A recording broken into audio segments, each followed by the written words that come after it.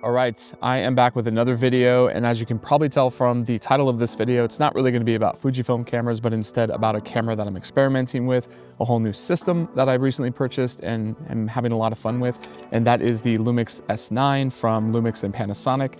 I've got the 35 1.8 on this camera right now, and I kind of want to open up this discussion, sort of this first impressions with the camera, with this idea of why Lumix, why now? You know, what are they doing that's so important? And so just backing up a little bit, I think, you know, if you look at some of the previous videos on this channel, I've been using Fujifilm cameras for the better part of the last decade and have done plenty of paid work with them, as well as hobbyist work and just family work, personal photography, I guess you could call it.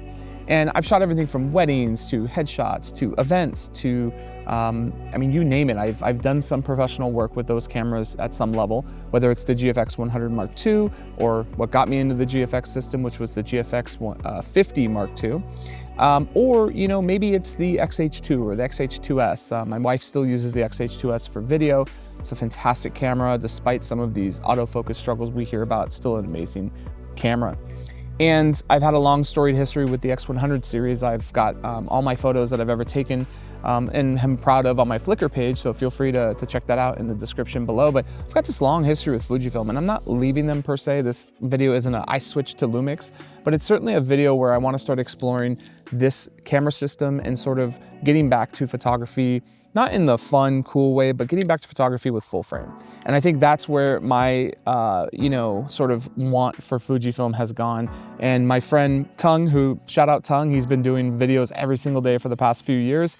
Fujifilm, Sony, he talks about all sorts of different camera brands. But one thing he's talked a lot about is that, you know, Fujifilm, if they got into the full frame market, it would be a much different discussion, because right now they're sort of on these ends, right? They're on the medium format. They own that market. They're killing it. I mean, you know, we've said multiple times that the GFX 100 Mark II is the best image quality in a camera, and then the APS-C cameras are fantastic for what they are, but they're definitely missing some of that depth of field. So I want to talk a little about this camera and tell you why I purchased it and why I'm really enjoying it. All right, so first reason, why did I purchase this camera? You know, this camera was very well documented for being a very dramatic camera due to the way the kind of creator influencer camera world is right now. Obviously, there's a ton of organic advertising and marketing happening on folks' channels and Instagrams and YouTubes where they're taking products and sort of giving you first impressions. You know, I've purchased this one with my own money.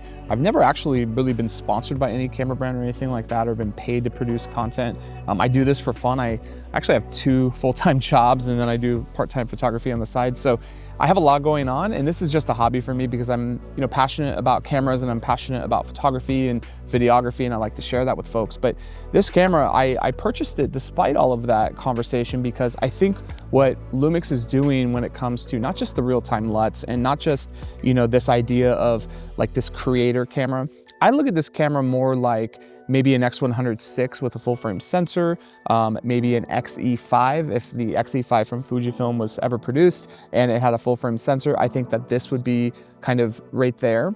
And it got me excited into like what I could possibly do with this camera. When I started looking at the Lumix lens lineup, which is something I don't see a lot of folks talking about, these trio, or I think there's 4 or 5 lenses, 18, 24, 35, 50, and 85 millimeters 1.8.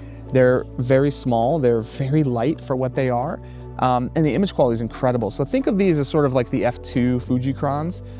They're fantastic. They're obviously bigger than that, but they're very powerful for what they are.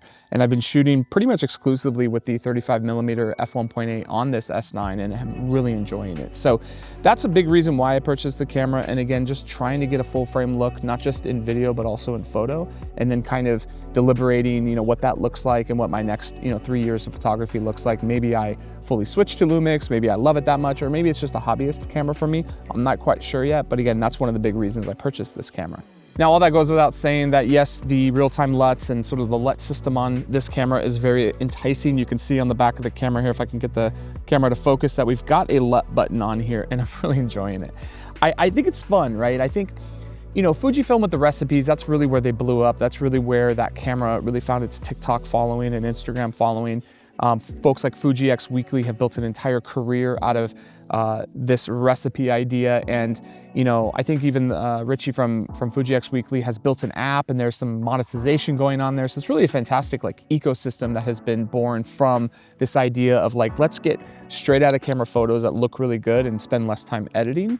Obviously, in some of the marketing for this camera, that's what they're saying. They're saying like, shoot, you know, get rid of the editing and just share, right? And so me personally, that's not my style. I love being in Lightroom. It's sort of a nice thing, right? At the end of the day, I'll put my daughter to bed. I'll, you know, say hi to my wife, and I'll say, I want to go edit some photos for a little bit, right? And I think that for me is really important. Now, you know, shooting with those LUTs on and really getting like a real-time view of that is pretty exciting. I think the other thing that's really cool is, you know, when I can make something in DaVinci Resolve, like a power grade, and then export that to a cube file and put it on here. I mean, that whole kind of workflow is really exciting, and I don't think Fujifilm's doing it to that level. I also think there are some limiting factors with Fujifilm recipes, namely this idea of the clarity slider really delaying the processing. I don't know why that hasn't been fixed. I think, you know, with all these new processors, that clarity slider issue would be gone by now, but nevertheless, it's still here. So on the S9, again, the LUTs are fun. One of the reasons I was interested in the camera in the first place, but again, pretty cool. Lastly, I'm pretty excited to like experiment with videography on this camera. I have seen a ton of Lumix footage on the internet. I think, you know, we wax poetic about colors and density and all these great things, but I think what this camera does pretty well, especially in my experience and on some of the experience online, is just get really great 10-bit 420 videos out of camera.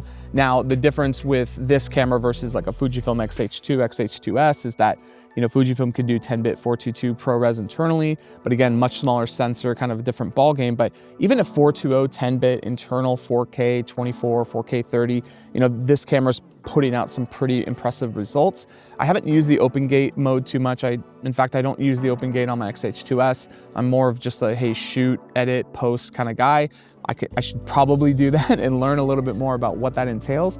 However, this has been really fun to shoot video with, and I've got some cool video of my daughter and some other stuff that I've done recently, and it's been fun. And again, for such a small form factor, I mean, they just came out with this, I think it's a 16 to 40 or 18 to 40 lens with a pretty dark aperture, but that's really small, right? It's the smallest and lightest, I guess, full frame lens out there.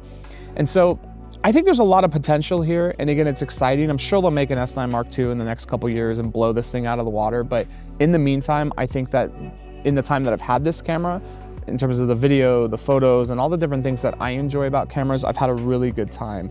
There are some other folks on YouTube who are not paid by Lumix who have purchased this. Dan FARRAR is one of them that comes to mind. And Dan's the kind of guy who's posting videos every single day of like walking his dogs, and he's not getting millions of views, but he's having fun with this camera and really playing with the LUT function. So I'll link his videos down below. I think it's worth a watch in terms of, you know, seeing what the footage and some of the photos out of this camera look like. But again, the LUT function here is great, and I've had a ton of fun with the camera so far.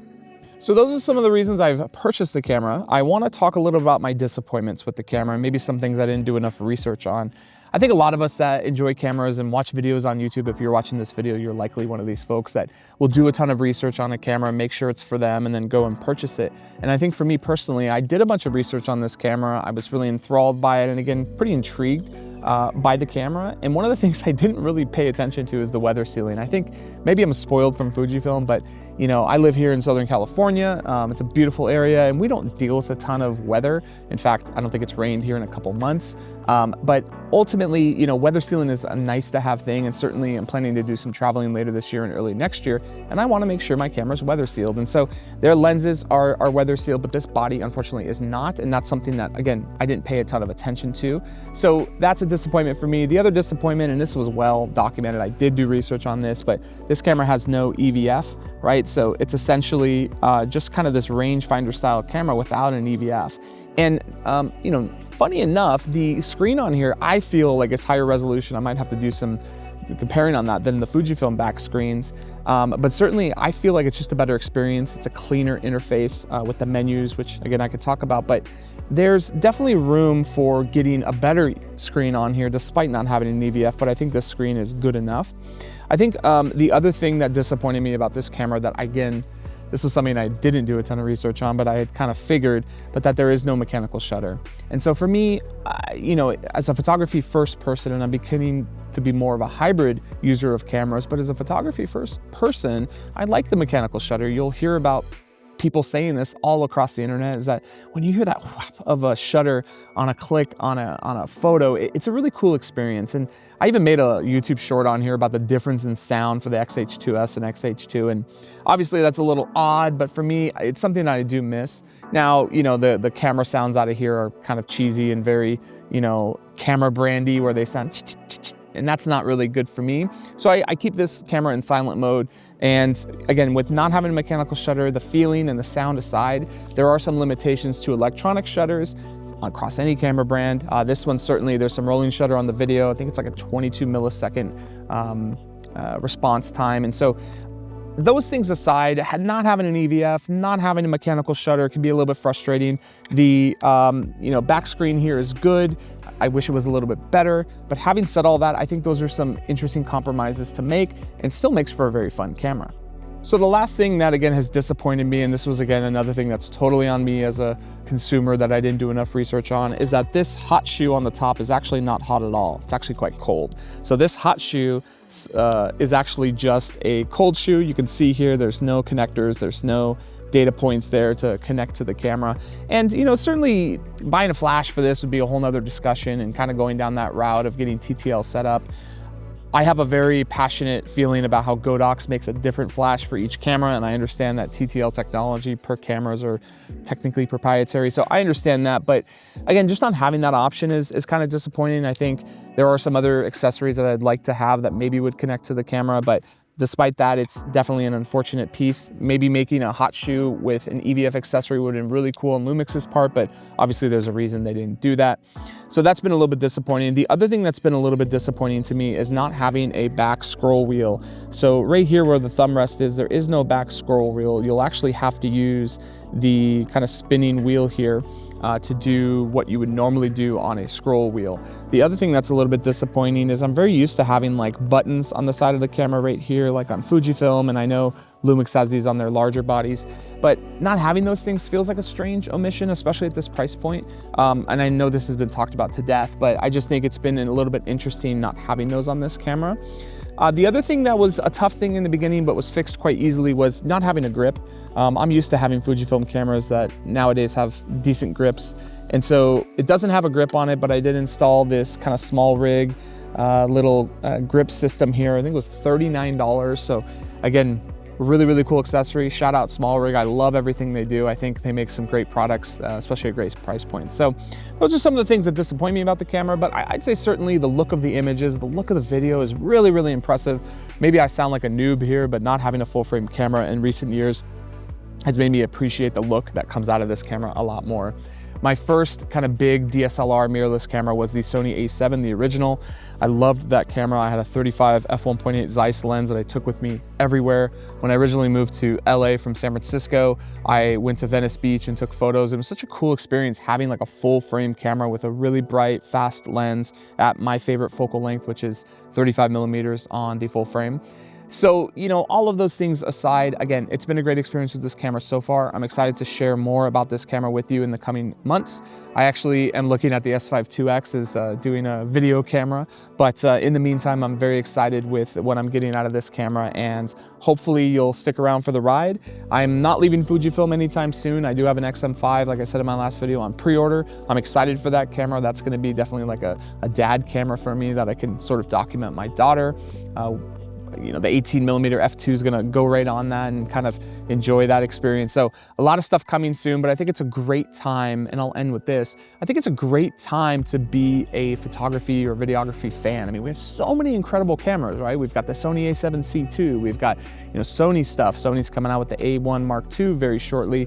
Nikon's got the ZF, it's selling like crazy. You know, Fujifilm still cannot produce any X100VIs. And so when we think about photography and videography from a 30,000 foot view, what an amazing time it is to be able to purchase a camera, use it, produce stuff with it, and just have fun. I don't think I've had this much fun with photography at all in my life leading up to this point. So very excited. I've got some decisions to make with the gear that I have and the gear that I'm gonna be acquiring and have acquired. So again, hopefully you stick around for that ride, and I just wanna say thanks for watching, and we'll speak with you soon. Bye.